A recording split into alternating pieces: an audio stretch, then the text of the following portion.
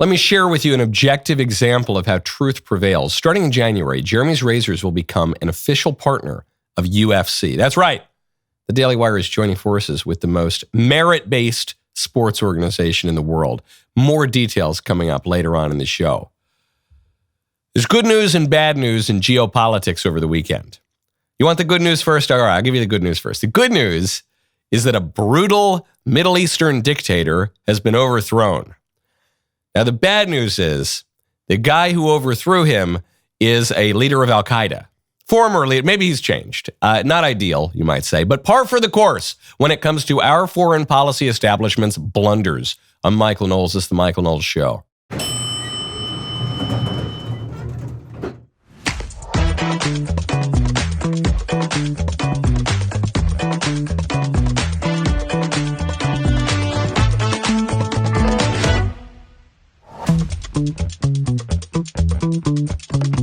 Welcome back to the show.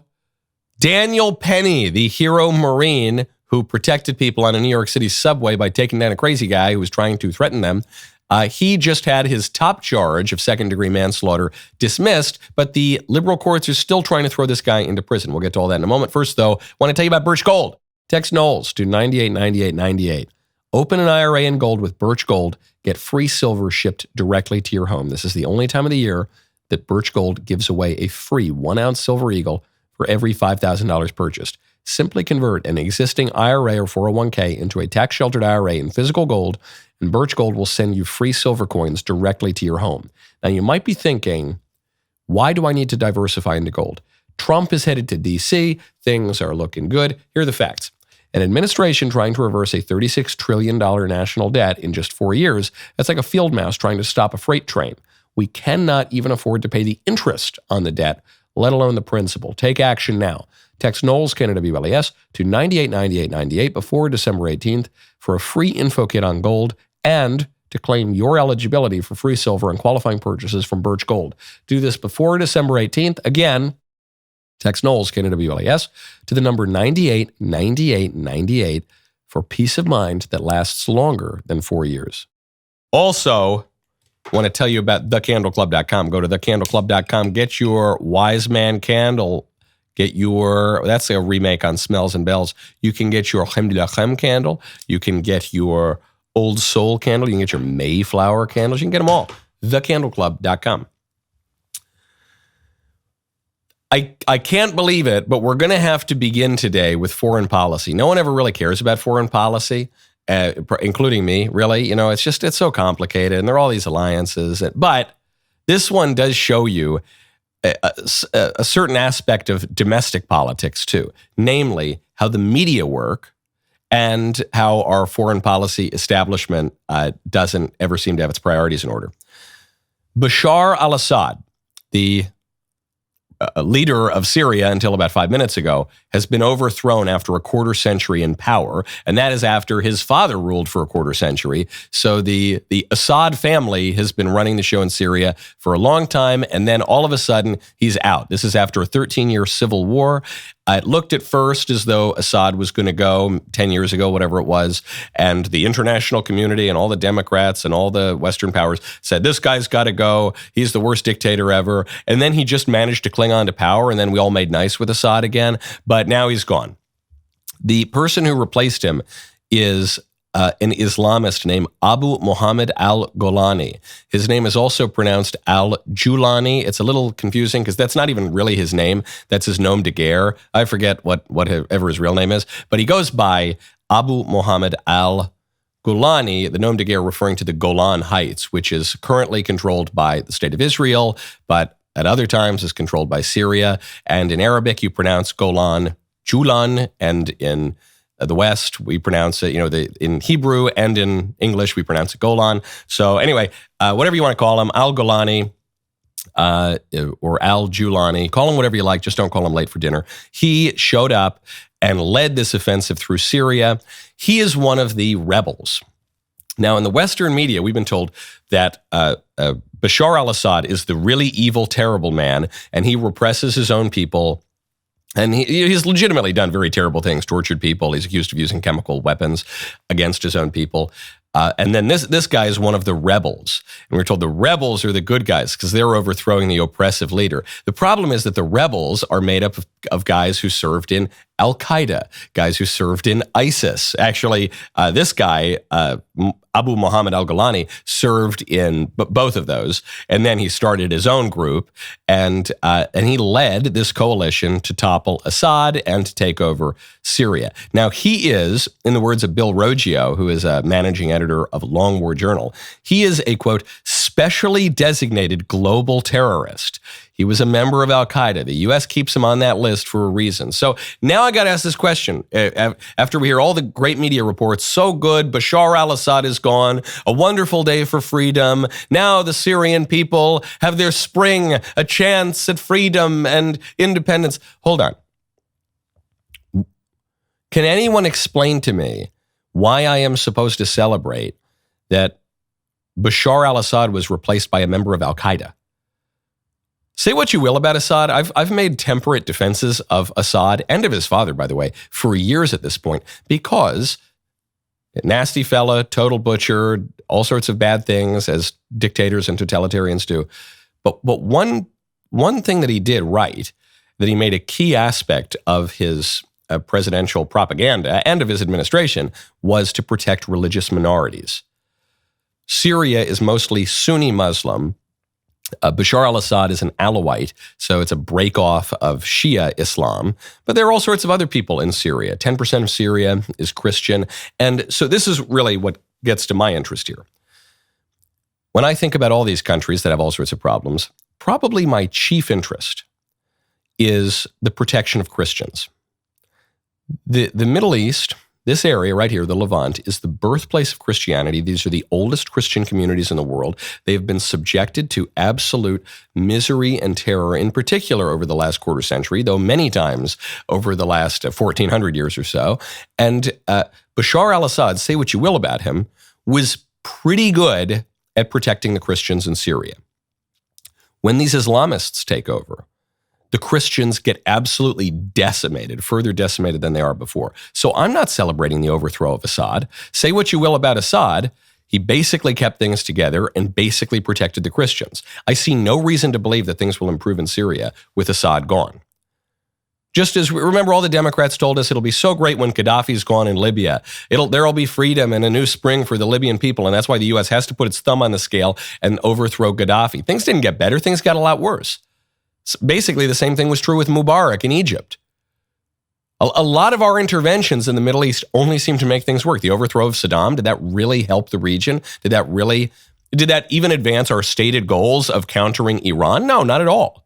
It seems as though the Western forays into the Middle East are a series of one blunder after another. And we never learn the lesson that sometimes the devil you know is better than the devil you don't.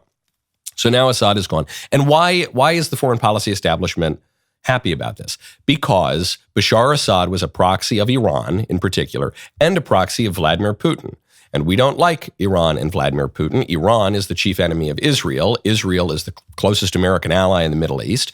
And Iran and Russia are both on the same page when it comes to Syria. And we've been fighting Russia for about 70, 80 years now. The Cold War is ostensibly over, but Russia still has a lot of missiles pointed at us. So now that you've got the Turks, who are a NATO ally, even though we don't really like the Turks that much, and the West has been fighting the Turks for also like 1,000 years now, as a big feature of the Crusades. But we are friends with the Turks for the purposes of the Cold War, and we've maintained Turkey in the NATO alliance. And Turkey was funding the rebels, and so that, I guess, is good. And Turkey is allied not only with NATO and the U.S., but also allied with Israel, which makes it really complex in the Nagorno-Karabakh conflict, because in the Nagorno-Karabakh conflict, the Armenian Christians, the oldest Christian nation in the world, is actually allied with Iran, and the Azerbaijanis are allied with Turkey. And I don't like the Azerbaijanis in the Nagorno-Karabakh conflict, but I guess we sort of like Turkey. And anyway, as you can see, it's very, very confusing. Very, very confusing. But if I'm trying to simplify it, and I just look at this today, I say, this is a bad thing for Christians in the Middle East. The U.S. foreign policy establishment might say, okay, well, this sort of advances our grand strategic goals, and okay, good luck with that. I need a little bit more of a track record of our grand strategic goals working out after 25 years of just absolute chaos and blunder and failure in the Middle East. I ain't celebrating that. I know that all the newspapers want me to celebrate Assad is leaving. I'm not celebrating that. Now, speaking of historic drubbings, Assad run out of Syria to Russia, where he got asylum in Moscow for supposedly humanitarian reasons, not just because he was a puppet of Russia. President Trump just gave a brutal drubbing to NBC and Meet the Press. He went on this classic establishment media show, and a lot of people were wondering, why? Why does Trump want to go on these shows? He won. Why does he care what these people think? Why doesn't he just boot him out of the press room and move on? No one really likes NBC anymore. No one likes any of these outlets. Well, he went on anyway, and it did work out because he did not take their bait at all, and he just gave it back to them. Whatever they were giving to him, he gave it to them 3 times over. Here is the first time that Welker on Meet the Press tries to lead Trump into questions about the 2020 election. Sir, I don't have to tell you this because you've talked about it. It comes at a time when the country is deeply divided. And now you're going to be leading this country for the next 4 years. For the sake of unifying this country, will you concede the 2020 election and turn the page on that chapter? No. No. Why would I do that? But let me just tell you, when you say the country is deeply divided, I'm not the president. Joe Biden's the president. But you're going to be the president. No. I'm not the president. So when you say it's deeply divided, I agree. But Biden's the president, I'm not. And he has been a divider. And you know where he divided it more than anything else, and it probably backfired on him, I think definitely, is weaponization. When he weaponized the Justice Department and he went after his political opponent, me, he went after his political opponent violently because he knew he couldn't beat him. And I think it really was a bad thing. And it really divided our country. So she goes, will you, just for unity, because of how divided we are, will you admit that you lost the 2020 election? And then the implication is you led an insurrection to try to overthrow it. And he just goes, no, I'm not. And the way he can get away with this is not only because he has gullions of steel, but also because he just won in a landslide, an electoral college landslide, and he won the popular vote. So if the American people really believed that Trump were an existential threat to democracy, he were causing the division, they wouldn't have elected him, including the majority of married women and 40% of women under 30 and 1 in 5 black guys and almost half of Hispanics. And just a good chunk of every single group in the country voted for him. So he says, no, I'm not going to give you anything. The country is divided. It's not divided because of me. Here's the proof. Biden is the president and everyone just reelected me. Now, before we get to the major policy initiative that President Trump just floated in Meet the Press, I want to tell you about Good Ranchers. Go to goodranchers.com. The Christmas season is upon us. It's about tradition, gathering around the table with family, sharing meals together, celebrating what makes America great. But between that crowded grocery store and the questionable meat that gets sourced at those grocery stores, preparing the perfect holiday feast has become more stressful than it should be. That's why you need Good Ranchers. The other day, had a Good Ranchers pork roast. Their beef roast is out of control too, but I had their pork roast. It was sublime. That was after I finished eating their delicious spiral ham. And that is in addition to all the phenomenal steaks. Over the weekend, my uncle comes up to me. He says, Michael, you got to give me the truth, all right? I won't tell, but is Good Ranchers really good? I said, uncle of mine, I love all my sponsors, but if you're asking me about the quality, you will not get better meat anywhere than you will get from Good Ranchers. And the price is absolutely outrageously low. Get Good Ranchers now. Get the Knowles box at Good Ranchers, or get any box. Use code Knowles. You get a free gift included in every box for a year, plus $25 off your order and free express shipping. GoodRanchers.com, code Knowles to claim this exclusive offer. GoodRanchers.com, American meat delivered. The libs then believe, before we get to the major policy announcement that Trump just made here, the libs believe that in the Meet the Press interview, they got a real gotcha on him, and that is over the question of tariffs. I want to delve into one of your signature promises on the campaign trail, which was to end inflation, to lower prices. You are now proposing tariffs against the United States' 3 biggest trading partners. Economists of all stripes say that ultimately consumers pay the price of tariffs. I don't believe Can it. you guarantee American families won't pay more? I can't guarantee anything. I can't guarantee tomorrow. I love that. This is another example of him just swatting down the premise. Can you guarantee that your major economic policy will not increase the cost of goods in any way on anything? And he looks at her like she's got three heads. He goes, I can't guarantee anything. I can't guarantee tomorrow. What are you talking about? I'm talking about a major economic upheaval. And so the libs think, haha, here's the gotcha. Trump is admitting that his economic policies might increase the cost of goods and services. That's not a gotcha, guys. None of it. I think that there is a good case to be made, not only for tariffs as a tactical matter in a negotiation, but also for tariffs as a way to raise revenue and support the economic health of the country by increasing domestic manufacturing. I think there's a good argument for tariffs, okay? But I'm not going to suggest that tariffs won't possibly raise the prices of goods. That's how tariffs work.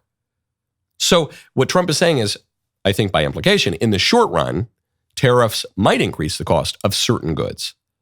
But, and that's going to be a little bit of pain in the short run, but in the long run, that redounds to the health of the country. Because one, whatever that price spike is, could come down substantially once we start making those goods here in America, which is the point of the tariffs. The point of the tariffs is not just to punish people overseas, not just to punish China for manufacturing goods and selling them to us. The purpose of the tariffs is to create an incentive for American companies to produce goods here, to create an incentive for American consumers to buy goods that are bought here. And maybe it'll be a little bit more expensive because China has slave labor and concentration camps and we don't. So first of all, there's just an ethical argument to pay a little bit more anyway because we don't want to be supporting slavery. But even beyond that, it's a matter of national security. We saw during COVID that when we don't control our manufacturing, if supply chains get disrupted for anything, for the Wu flu, for a little cough coming out of a lab in Wuhan, that Americans might not get their medicine, might not get their goods, might not get their food, for goodness sakes. So it is a matter of pressing national security that we start making some goods here again. And Trump is saying, yeah, look, I'm willing to take the short-term political hit. I'm willing to deal with a little short-term economic difficulty for a long-term economic and political gain. But then he announces the big policy that he's talking about. And he begins with the question of deportations. Here's what the libs say. Trump says, we need to deport the criminals who are in this country illegally. And the libs say, no, but what about the sweet little dreamers? And the dreamers at this point are like 50 years old. And they try to pretend that it's, 6-year-olds, doe-eyed, who are brought across the border without their consent, without their knowledge. What about the dreamers? What about, even beyond the dreamers, the people who are born in this country? It says, you have a situation where you've got illegal aliens crossing the border, then they have a kid, they have an anchor baby, the baby is granted American citizenship at birth. So are you really going to deport the family members of that person who's given birthright citizenship? In other words, they're trying to smuggle in 11 million, maybe as high as 20 million people, because they say, look, some of them have had anchor babies, so you can't deport any of them. Trump says, nah, I'm afraid we're going to enforce the law. The estimated 4 million families in America who have mixed immigration status. So I'm talking about parents who might be here illegally, but the kids are here legally. Your borders are. You're talking about separation. Yeah, well, there are two aspects to this. Your borders are, Tom Homan said, they can be deported together. Correct. Is that the plan? Well, that way you keep I don't want to be breaking up families. So the only way you don't break up the family is you keep them together and you have to send them all back. Even kids who are here legally? Well, what you're going to do if they want to stay with the father? Look, we have to have rules and regulations. You can always find something out like, this doesn't work, that doesn't work. I'll tell you what's going to be horrible. When we take a wonderful young woman who's with a criminal and they show the woman, and she could stay by the law, but they show the woman being taken out, or they want her out, and your cameras are focused on her as she's crying, as she's being taken out of our country, and then the public turns against us. But we have to do our job.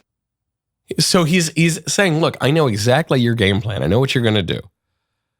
You're going to just give all the hardest cases possible where you've got some criminal, some economic migrant who came over, blatant violation of our laws, and she's a pretty young gal and they want to, get married or something like that, but we got to deport the criminal. He goes, and you're going to try to turn that on me. But look, I'm willing to take the short-term political hit. They always say Trump is just reactive and he just goes wherever the wind blows and he's so emotional. But think about what he's saying here. On tariffs, he goes, look, I'm going to do the responsible thing for our country, even if it hurts me and my ratings in the short term. On immigration, he goes, look, I know what you're going to do. I know my approval rating is going to go down. I know you're going to attack me unfairly, and I'm willing to take the hit because we have to do our job. I wasn't elected necessarily just to be popular. The knock on Trump, he's a populist. He doesn't care about the long-term health of the country. He's just reactive. I think you're seeing the opposite here. This guy is taking a mature, statesman-like approach to these issues, and he is actually demonstrating the political courage and discipline and even humility to do what his predecessors, including the Republicans, refused to do because they were too afraid of being unpopular. Then you get the big answer to this question. The problem here is you have families with mixed citizenship because you got the anchor babies and you got some parents who are here illegally. What are you going to do about that? Trump goes all the way. He says, we need to rescind birthright citizenship. You've promised to end birthright citizenship on day one. Is that still your plan? Yeah, absolutely. The 14th Amendment, though, says that, quote, all persons born in the United States are citizens. Can you get around the 14th Amendment with an executive action? We're going to have to get a change. We'll maybe have to go back to the people, but we have to end it. We're the only country that has it. Through an executive action? We're the only country that has it. Do you know, if somebody sets just a foot, 1 foot, you don't need two, on our land, congratulations, you are now a citizen of the United States of America. Yes, we're going to end that because it's ridiculous. Through executive action? Well, if we can, through executive action. I was going to do it through executive action, but then we had to fix COVID first, to be honest with you. We have to end it. Now, there's a little trick that journalist slipped in there. She left out a few words from the 14th Amendment that I think speaks to Trump's point. We'll get to that in a moment. First, though, I want to talk to you about Stronghold Rescue and Relief. Go to strongholdrescue.org. As Americans, we are blessed to have people like Navy SEALs and Army Rangers to defend us during the worst of times. However, in most countries, when war and violence break out, there's often no one to help the people caught in the middle. That is where an organization called Stronghold Rescue and Relief steps in. Founded by a former Navy SEAL, Stronghold sends small teams of U.S. veterans into active war zones to conduct rescue missions and deliver life-saving care in the most dangerous places imaginable. At this very moment, Stronghold teams are deployed on the front lines of the war in Burma, assisting tribes facing genocide and ethnic cleansing. Stronghold is able to serve others because every month, thousands of supporters each pitch in to keep Stronghold running. If you would like to become a supporter too, you can go to strongholdrescue.org right now. When you become a monthly supporter, you will receive the same kind of t-shirt that Stronghold teams wear during their real-world operations. And during the month of December only, a private donor is pledged to double the donation of every new supporter up to $25,000 total. So for less than the cost of a Netflix membership or a meal at a restaurant, you can help create jobs for America's veterans. You can help fund critical missions to serve the innocent. It is entirely tax-deductible. Go to strongholdrescue.org right now to become a supporter. That is strongholdrescue.org. NBC News, after Trump says, we're going to get rid of birthright citizenship, NBC News says, well, hold on. The 14th Amendment, the greatest amendment ever to the Constitution, the amendment that lets us do whatever we want and we can justify basically anything by twisting its words. It says that any person born in the United States is a citizen. But she left out a few words there. Any person born in the United States and subject to the jurisdiction thereof is a citizen.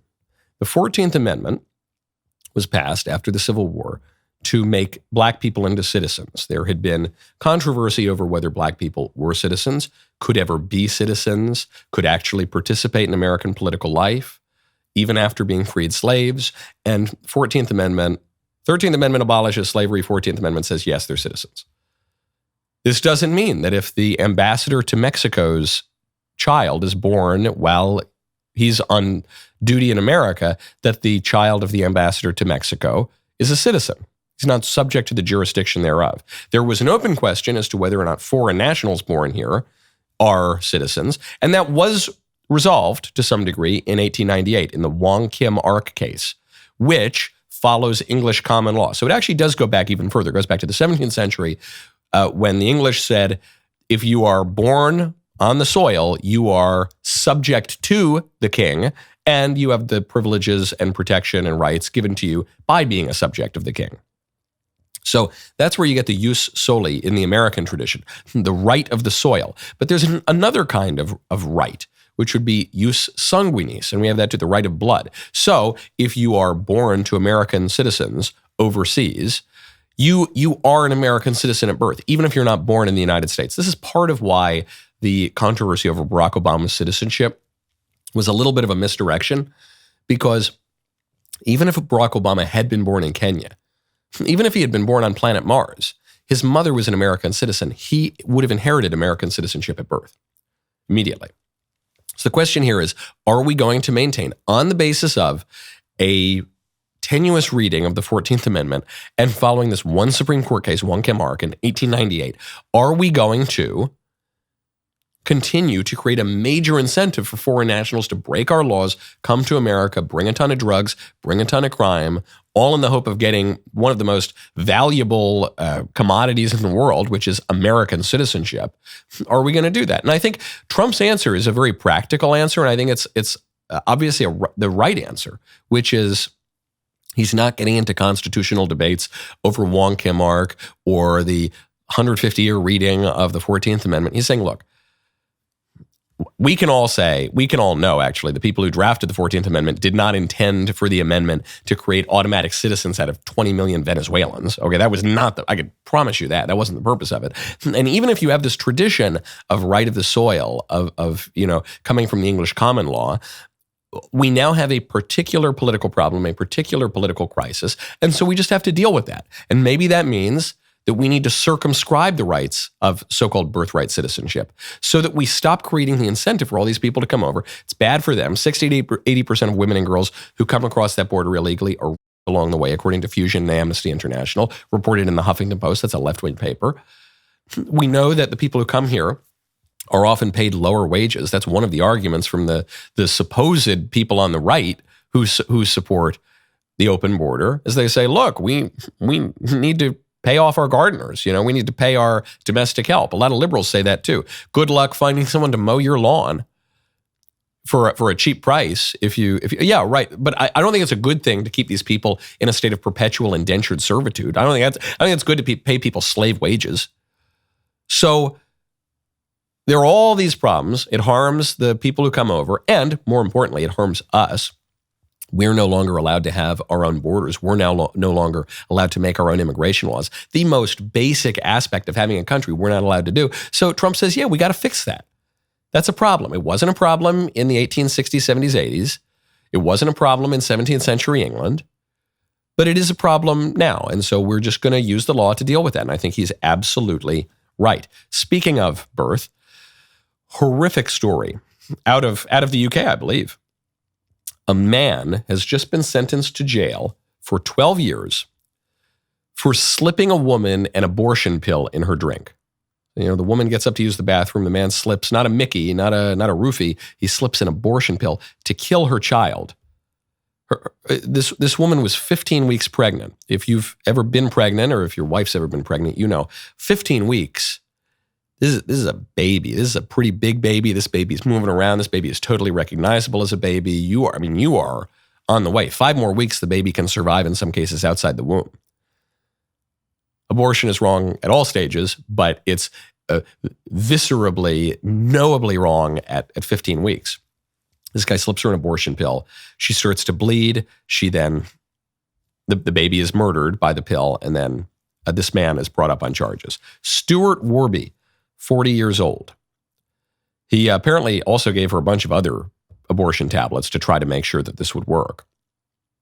Now, the woman has lifelong anonymity because she's the victim of a sexual offense, but she miscarried. She was horrified. She said, look, this might be the only time I can get pregnant. I am permanently traumatized by this.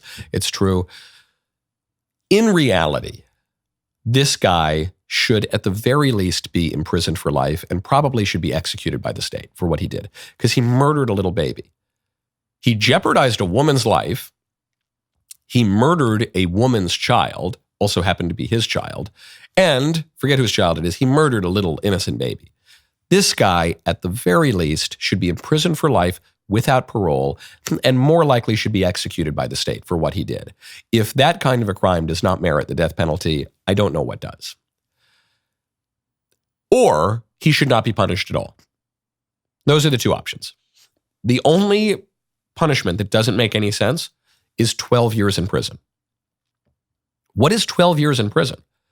If the baby had been born and he walked up and took a sledgehammer and smushed the baby, would he be given 12 years in prison? No, he'd be given life in prison or executed. Or if it wasn't really a baby, if he just walked up to a clump of cells, like a mass of, an amoeba or something, and smashed that with a sledgehammer, he would be given no prison time. But what is 12 years? 12 years sentence for this crime is a perfect representation of our total incoherence on this issue. We can't resolve, as in our civilization, whether we want to protect babies or not. We don't want to answer that question. So we split the baby. This is a punishment of splitting the baby. But in the Bible, when splitting the baby comes up, it is used as an example to show the absurdity. You can't really split a baby. That's the worst possible. But here, that's what we're trying to do. A totally incoherent punishment. Louis C.K. made this point. He goes, I think that abortion, look, it's a woman's choice. It's woman's health care. It's like sitting down and using the toilet. Okay, it's just a bodily function. It has no moral significance. Or it's murder. But those are the only two things. It can't be some moderate crime. It's either nothing or it's infanticide. But I don't even understand what the argument would be that it's just this kind of moderate crime and you get, 12-year sentence, but you only serve 5 and then you get probation for this. This isn't insider trading. It's either murdering a baby or it's nothing. But they can't resolve it, so they give the actual worst sentence, which is a handful of years in prison. Okay. All right, that guy, he's lucky. He got off the hook for murdering a kid and killing a woman's kid and endangering her health. I guess he should count as lucky stars. But what a poor reflection on us. I remember during college, we were debating all of the incipient debates over culture on college campuses and the Title IX lawsuits, and a lot of it seemed really incoherent because on the one hand, you'd have these leftists and feminists arguing that sex was not meaningful at all. You should just go out, engage in the hookup culture. There was no difference between how men and women approached sex. It was just a casual, fun thing, kind of like shaking someone's hand. But on the other hand, sexual assault was the worst crime ever. It was so serious that you shouldn't even be entitled to a trial by a jury of your peers. You should just immediately be expelled and have your life ruined if you were even suggested to have maybe engaged in any improper sexual activity. And it didn't make any sense. If sex is meaningless, then why is sexual assault different than any other assault? Why is it different than giving someone a shove or slapping them in the face? That's an incoherent point of view to hold. The left wanted to have it both ways. Our culture wants to have it both ways here. Doesn't make sense. Speaking of the sexual revolution, back here in America, our own Department of Health and Human Services is celebrating pansexual and panromantic Pride Day. I hope you all had a blessed pansexual and panromantic Pride Day. This was 2 days after the Feast of St. Nicholas, 1 day before today's feast, which is the Feast of the Immaculate Conception. HHS was celebrating what they consider to be a much more important feast on the liberal liturgical calendar. That is pansexual and panromantic pride. What does HHS say about it? Today on Pansexual and Panromantic Pride Day, everyone deserves to feel seen, respected, and supported no matter who they love. Create a world where everyone feels proud to be themselves. So a lot of people are going to ask, what does pansexual mean? What does panromantic mean? And I Googled it. I was curious. Pansexual and panromantic is apparently just bisexual, but through the lens of transgenderism. So it just means that you'll date or hook up with whoever. But whereas bisexual believes that sex and gender are basically the same thing, now we live even further through the looking glass. So pansexual thinks that there's a difference between sexual, biological sex and gender identity. And they say that if you're pansexual, you can be attracted to anyone. A man who thinks he's a woman who thinks she's a man who thinks he's a man, or a woman who thinks she's a woman. So it's just bisexual, but with a few extra fantastical steps in your own mind.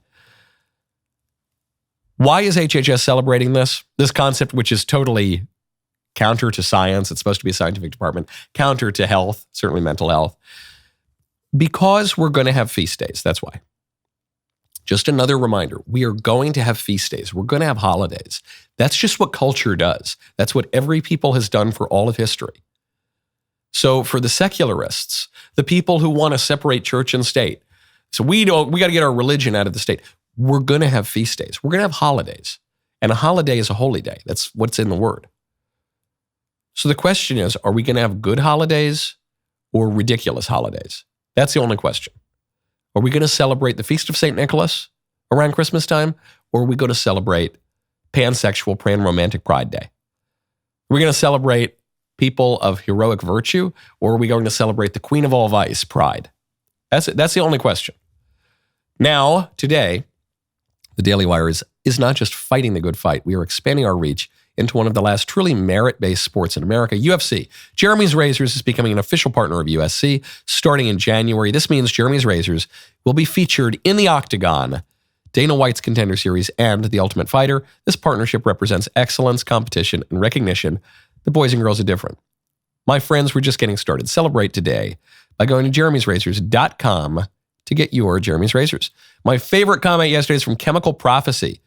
He says, does anyone actually know where Biden is? Who? I've almost forgot about that guy. Joe Biden. Who is that guy? I don't know. He's totally forgotten. Now, I want to skip ahead a little bit. We've been going back and forth between England and America. But as we look ahead to our political future, don't think that the threats to your political life have gone away. A cop has just gone viral in the UK for attempting to arrest a man for Facebook comments. Times 20 to 3, 1440, arresting you on suspicion of improper use of the Electronic Communications Network under Section 127 of the Communications Act, okay? So you do not have to say anything that may harm your defence if you don't mention one question, something which you later rely on court. Anything you do say may be given evidence. Do you understand that? So I'm actually being arrested? You're going to be arrested, okay? Right. So you got to the police station. Right. You, okay, this is in relation to some comments that you've made on a Facebook page. Okay? Oh, really? Oh, it's a Facebook crime, is it? Okay. Right. So we need to ask you some questions about that.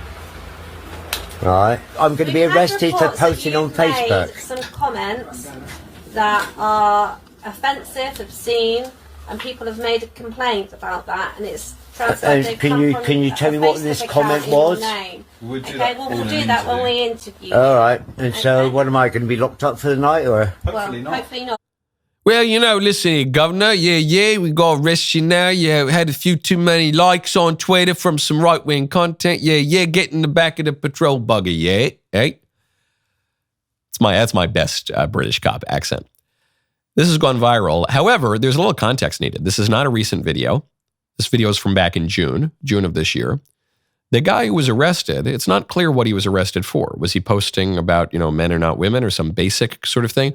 Or was it something a little more serious? According to the UK government, he violated Section 127 of the UK Communications Act 2003, which criminalizes matter that is, quote, grossly offensive or indecent, obscene, or menacing in character. So it could have been just offensive by today's standards, which is, you say, a baby's a baby. That's deeply offensive. But it might have been indecent, might have been obscene, might have been menacing in character. And we have laws against that stuff in America, too. And we have prosecuted people for that stuff in America for all of American history.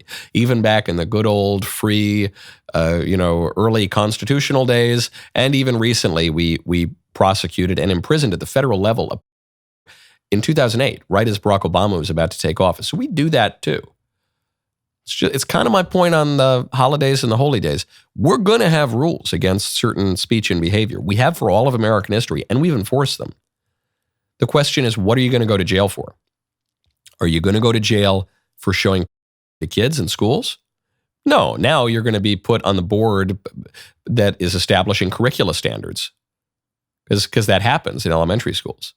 Are you going to go to jail for exposing kids to, or are you going to go to jail for questioning transgenderism? That's but it's not. Are you gonna be punished for certain kinds of speech? That's always been true. And if we ignore that substantive question, we only focus on procedural matters, hearkening back to some halcyon libertarian era when we didn't in any way enforce speech standards that never existed, we're just going to keep losing, and we're going to cede the ground to the left. Now, what is going to inform us can either be the degeneracy, the culture of selfishness and atheism that the libs are pushing, or it can be our traditional moral standards. And there's some good signs on that front. Bible sales are up 22% year over year, according to the Wall Street Journal. According to the Wall Street Journal, if you look October 2024 versus October 2023, Bible sales are up 22%. This is despite nearly a third of U.S. adults identifying as religiously unaffiliated. So they're not exactly saying they're atheists. They're just saying we don't have a religion. A lot of them were raised without a religion, or they were raised in some incoherent kind of religion. I have a lot of friends like this who they grew up in, New York, and one parent is Christian, one parent is Jewish. And so rather than coming to a decision and say, okay, what are we going to teach our kids about the eternal fundamental questions? They say, oh, we'll do both. You'll go to Sunday school and then you'll go to Hebrew school. And in one, they'll tell you that Christ is Lord, and in the other, they'll say that he isn't. And you'll just have these two contradictory religious systems. And what's the result of that going to be? The real result is not going to be that you're Christian or Jewish. The real result is you're not going to have any religion. You're going to be completely confused. You're not going to take religion seriously. And to you, if you do vaguely end up Christian, it's going to be Rudolph the Red-Nosed Reindeer and a Christmas tree. If you vaguely end up Jewish, it's going to be bagels and, a sense of history, the tragedy of the Holocaust and, I don't know, going back to the Exodus of Moses. But that's it. It's not going to actually have meaning to you. And so these people, I have great sympathy for them, who grow up without much religion, and now they're buying Bibles. And why are they buying the Bibles? They're buying the Bibles because the eternal questions remain. The libs didn't get rid of them. The secularists didn't get rid of them. The new atheists didn't get rid of them. Chris Hitchens could turn a witty phrase with that silly accent of his. I'm being really tough on the Brits today, huh? He could turn a clever phrase, but there wasn't much substance there. He didn't really make arguments. I remember I read his stupid book, God is Not Great. He never actually makes the argument that God is not great. He just whines and complains about religion. And I think the new atheism really ran its course because it was based on lies. It was based on, and there were historical lies, historical moments that they seized upon. But it was based on the lie after 9/11 that all religion's the same. So you think Islam is bad, but you don't want to criticize Islam, so let's criticize Christianity instead. But Islam and Christianity are not the same. Religions are not. They believe different things about basic questions. It was based on the lie that the Catholic Church sex scandal was the worst sex scandal ever. There was a scandal. There's no doubt about that. But turns out, with the light of data and retrospection, we can see the sex abuse scandal in the Catholic Church was no worse than in any other religious group. It was actually significantly lower in frequency and severity than some other religious groups, and it was about half the rate of public schools. So that goes out the window too. Why else? Why else are people drawn to the Bible? I have a theory, even beyond those sociological observations, that is politically incorrect, but I think it explains it. And that is that the Bible is the inerrant word of God. It actually is what the church says that it is. And that draws people back. And the fundamental things apply as time goes by. And the revolutionaries and the social engineers and the people who want to rewrite the world, they can try as they might to stop it, but it's not going to work. Now, before we go, I do want to get to an important case. Daniel Penny, a real moral matter. Daniel Penny, who is that hero Marine who protected people on the subway when a crazy person was threatening them, but then the guy ended up dying as Daniel Penny was restraining him. He just had his top charge dismissed. That was second-degree manslaughter. That was dismissed. There was just, the jury said, no, we can't convict him of this. They were hung up on it, so that's thrown out. But because the judge, in an unusual way, threw out the top charge, the judge will now have the jury consider a lesser charge, but still a serious charge that carries 4 years of jail time. That is criminally negligent homicide. And Daniel Penny's lawyers have objected to this, said, hold on, you're just basically trying to have a redo. You knew you weren't going to get him on what you're going after him for, so you're begging the jury, please give him the lesser verdict so that we can still send him to jail.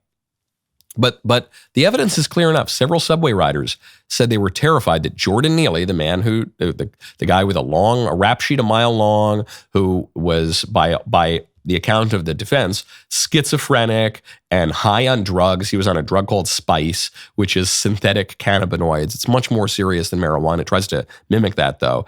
That this guy was a real threat to them. That's what the subway riders say.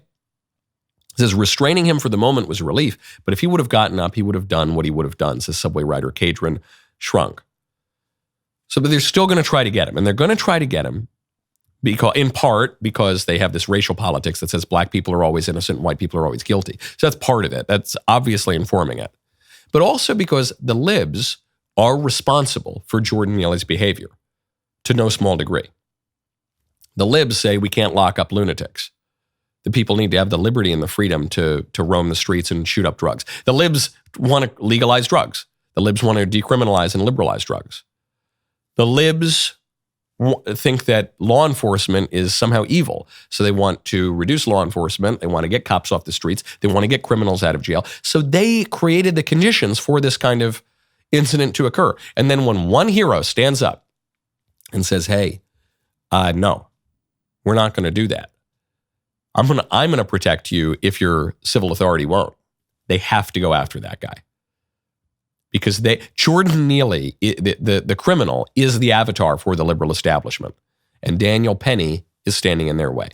Today is Music Monday. The rest of the show continues now. You do not want to miss it. Become a member. Use code Knowles, K-N-O-W-L-E-S at checkout for 2 months free on all annual plans.